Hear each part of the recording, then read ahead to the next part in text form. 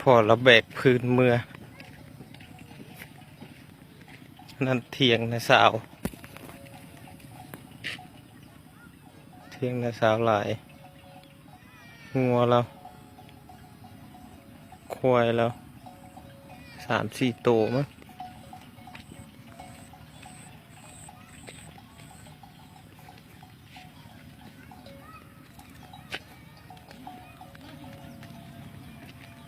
อันนี้เทียงพอแล้วนอนสิมาติดแผงโซลาร์เซลล์ไว้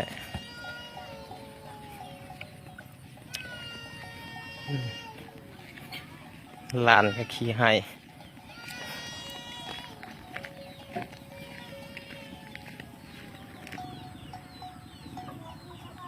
มะขามยังดกเลยโอ้จักหวานจักส้มแม่มะขามหวานหรือมะขามส้มนี่ส้มบ่พี่บหวาน2 ต้นหน้าเทียง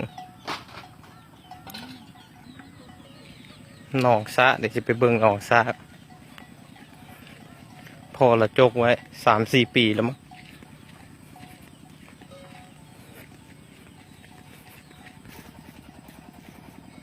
มีน้ำอยู่น้อยนึง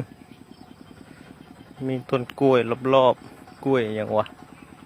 โมโหคือกันมีหนองต้นกล้วยต้นงิ้วแม่ละปลูกไว้แล้วก็หนองน้ำมีน้อย1 ผลหากระโตกเรื่อยๆเลยมีต้นมะขามต้นมะฮุงมีต้นเดียวมาเบิ่งของดีก่อนปลูกไว้ได้4 ปีละไม่เอาไม่ดูโอ้ย้อนแสงโอ้ฮะ3 เงี่ยงไม่ดูของดีหาซ้ำแขน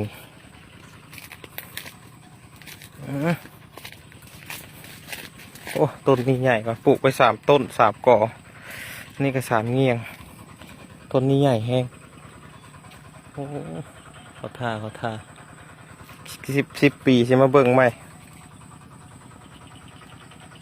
นี่ของดีต้นมะม่วง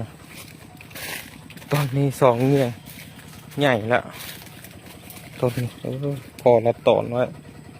เราตัดต้นเดียวแต่มันแตกออกเดี๋ยวไปเบิ่งนาก่อนน้องไถนาลูกสาว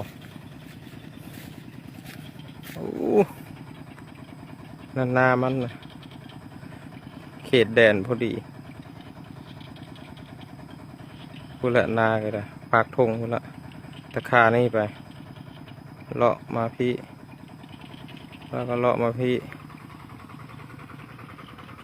โอ้แสงตะเวนบ่เห็น